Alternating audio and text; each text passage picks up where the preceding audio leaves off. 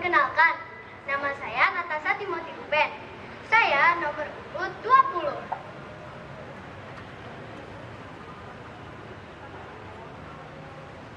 Pada kesempatan kali ini, Nata akan membawakan sebuah cerita yang berjudul Legenda Sang Kuryang Sakti yang diambil dari buku cerita rakyat dari 33 provinsi yang ada di Indonesia loh. Buku ini sangat bagus. Nata sudah membacanya. Izinkan Nata menyimpan buku ini terlebih dahulu.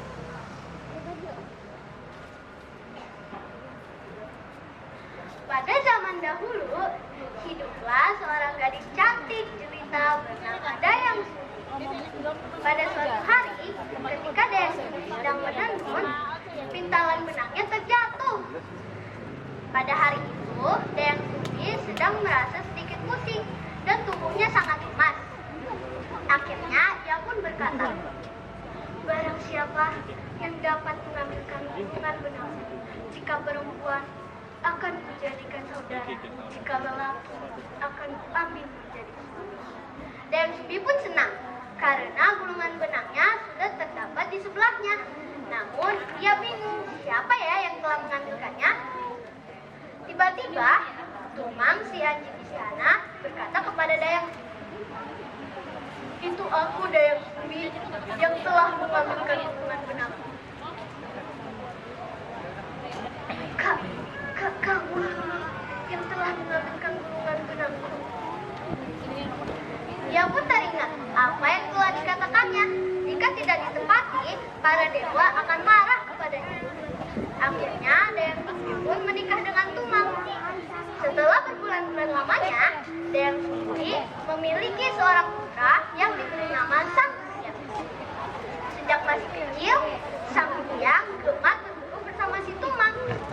Sayangnya, Sang Kuryang tak mengetahui bahwa Tumang adalah ayahnya.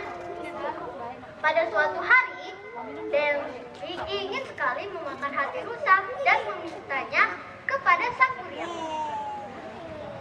"Wahai anakku Sang Kuryang, aku ingin sekali memakan hati rusa.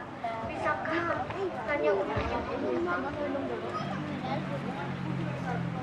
"Baik, Bu, Sang Kuryang akan membawakannya untuk Ibu. Sang Kuryang pergi dulu ya."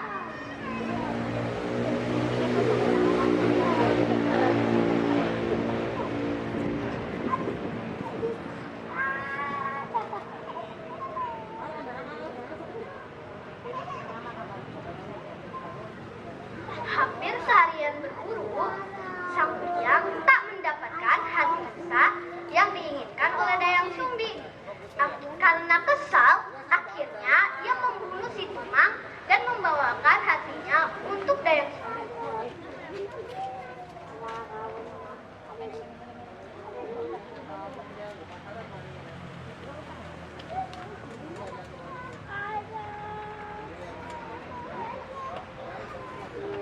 "Ibu, ini hati rusa yang Ibu inginkan."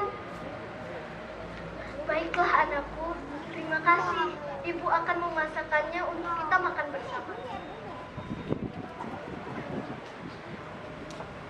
Setelah memasak, Dayang Sumbi menyadari ketidakhadiran si Tumang dan menanyakannya pada Sang Kuryang.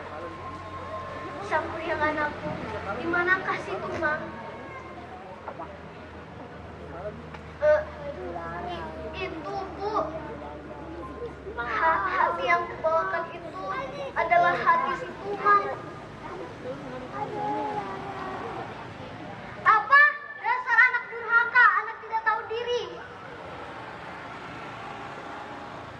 Karena Sang Kuryang telah membunuh si Tumang, maka Sang Kuryang dipukul dan menggunakan centong nasi oleh Dayang Sumbi hingga kepalanya terluka. Karena Dayang Sumbi telah memukul Sang Kuryang, Dayang Sumbi pun diusir dari istana. Bagaimanapun, tidak ada yang diperbolehkan untuk memukul Sang Kuryang. Sang Kuryang pun melarikan diri dari istana tak tentu arah. Berbulan-bulan kemudian, Dayang Sumbi bertapa kepada dewa sehingga dianugerahi kesaktian, yaitu awet muda. Sementara itu, sang bujang yang sudah dewasa berguru kepada beberapa orang sakti sehingga kesaktiannya tak bahkan para jin dan makhluk halus pun di bawah kendali sang kuryang. Pada suatu hari, ketika sang kuryang sedang berburu, sang kuryang melihat seorang gadis cantik yang tidak lain adalah Dayang Sumbi. Keduanya pun saling jatuh cinta. Jatuh cinta pandangan pertama loh teman-teman. Beberapa hari sebelum menikah, Dayang Sumbi melihat adanya bekas luka di kepala kekasihnya dan menanyakan asal-usul bekas luka tersebut. Setelah mendengarkan jawaban dari sang kuryang, Dayang Sumbi pun kaget. Ya Tuhan, Kau tidak masa bawa espresso tadi anakku sang kuryang. Bagaimana apa tuh mulut tiap anak ya kan yang ini sekali yang ini ucap Dayang Sumbi dalam hatinya. pai permen Kemudian Dayang Sumbi memberikan satu syarat kepada sang kuryang. sisi aku nih kotak-kotak Jika kau baik menikah dengan maka tepatilah satu syarat yang diberikan. Baiklah, apakah itu syaratnya gadis cantik? Kau harus mengubah gunung itu menjadi sebuah bendungan dan membuat perahu bersama sana untuk menyusuri bendungan tersebut sebelum fajar. Dengan percaya diri, sang kuryang menerima syarat dari Dayang Sumbi. Dengan kesaktiannya, yang memanggil para jin dan makhluk halus untuk membantunya membuat bendungan. Sementara itu, sang kuryang membuat perahu menggunakan kayu pohon. Dan Sumbi pun berdoa kepada Tuhan. Ya Tuhan, percepatlah fajar tiba agar membatalkan usaha sang kuryang. Bagaimanapun seorang anak tidak dapat keajaiban pun tiba. Fajar lebih cepat tiba. Sehingga ayam pun berkokok, kukuruyuk, kukuruyuk. Karena mengira hari esok pagi, para jin dan makhluk halus pun pergi meninggalkan sang kuryang. Karena marah, sang kuryang menendang perahu yang sudah dibuatnya hingga terlungkup ke bawah. Dengan kekerasan hati sang kuryang tetap memaksa Dayang Sumbi untuk menikahi. Aku tidak mau tahu. Kau harus menjadi istriku, apapun yang terjadi. Nah, sadarlah, kau ini adalah anakku sang kuryang. Dayang Sumbi pun perlahan-lahan menjauh dari sang kuryang.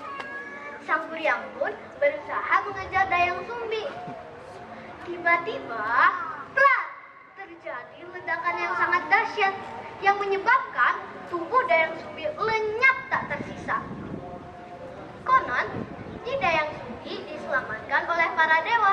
Bagaimanapun, para dewa tak mengizinkan seorang anak mengamini ibunya sendiri.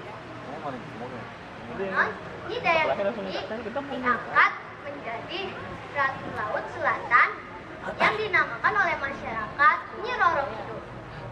Sedangkan perahu yang ditendang oleh sang kuryang lambat laun menjadi gunung yang sangat besar yang dinamakan oleh masyarakat Gunung Tangkuban Perahu. Jadi pesan moral yang didapatkan dari